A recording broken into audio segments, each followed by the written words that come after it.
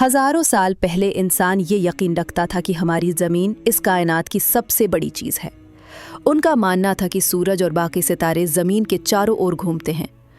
जो शख्स इस पर सवाल उठाता उसे सख्त सज़ा दी जाती थी, क्योंकि उनके लिए ये खुदा को चुनौती देना समझा जाता था। लेकिन वक्त के साथ साथ जब साइंस का जन्म हुआ, तब हमें मालूम हुआ कि असल में हमारी पोजीशन इस कायनात में कहाँ है। आज आप अपनी तमाम परेशानियां भूलकर हमारे साथ एक सफ़र पर चलिए, ज़मीन से लेकर कायनात के आखिरी कोने तक, ज़मीन से स्पेस तक। ज़मीन से 400 किलोमीटर ऊपर हमें इंटरनेशनल स्पेस स्टेशन ISS नज़र आता है। ये इंसानों का बनाया हुआ सबसे बड़ा स्टेशन है, जो 27,880 किलोमीटर पर आवर की रफ्तार से ज़मीन के चारों ओर 24 घंटे में 16 दफ़ा चक्कर लगाता है। चांद। अब हम चांद पर पहुंच गए हैं। यहाँ से ज़मीन का मंजर दिलकश नज़र आता है। चांद की सरफेस पर 1969 में नील आर्मस्ट्रॉन्ग के कदम के निशान अब तक मौजूद हैं और हमेशा रहेंगे, क्योंकि चांद पर कोई एटमॉस्फेयर नहीं है जो इन्हें मिटा सके। वीनस। 61 मिलियन किलोमीटर दूर एक खतरनाक प्लैनेट वीनस है।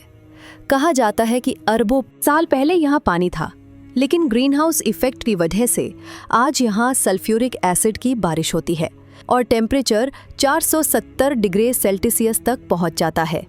अगर ग्लोबल वार्मिंग को कंट्रोल न किया गया तो फ्यूचर में हमारी ज़मीन भी वेनस जैसी हो सकती है। मर्क्यूरी। ज़मीन से 77 मिलियन किलोमीटर दूर मर्क्यूरी है।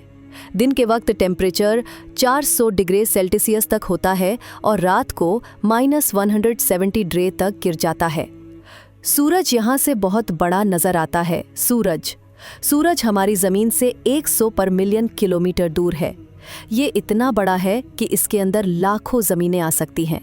सूरज की लपटें हज़ारों किलोमीटर ऊपर तक जाती हैं और कोई भी चीज़ इसके करीब जाते ही माइक्रोसेकंड्स में पिघल जाती है। मार्स को रेड प्लैनेट कहते हैं। साइंटिस्ट का मानना है कि माजी में यहाँ नदियाँ और दरिया हुआ करते थे।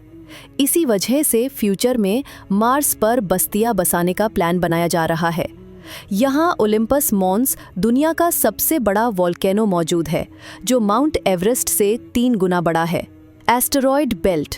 इसके बाद एस्टेरॉयड बेल्ट आता है, जहाँ लाखों करोड़ों पत्थर और चट्टानें सूरज के चारों ओर घूमती हैं। जुपिटर की स्ट्रॉन्ग ग्रेविटी ने इन्हें प्लैनेट बनने से रोका।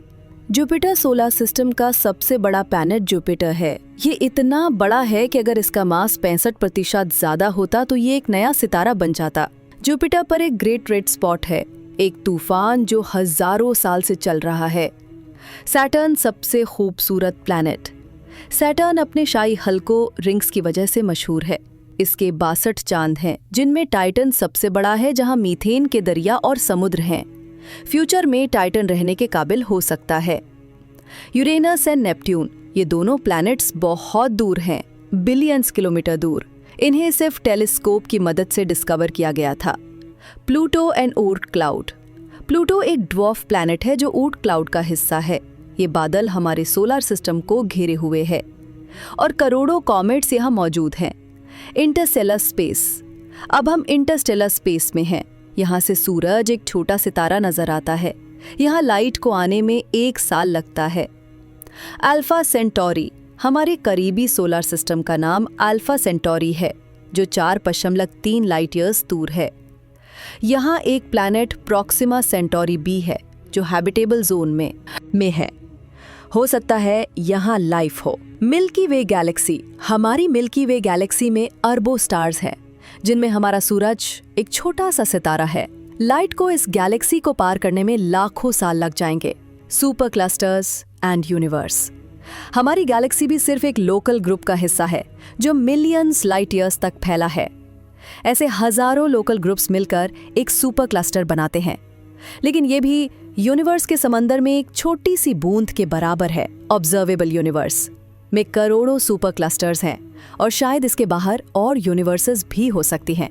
दोस्तों, ये सफर कैसा लगा? अपनी राय कमेंट्स में जरूर बताएं। चैनल को सब्सक्राइब करें और बेल आइकन दबाना ना भूलें, ताकि आप हमारी नेक्स्ट जर्नी मिस ना करें।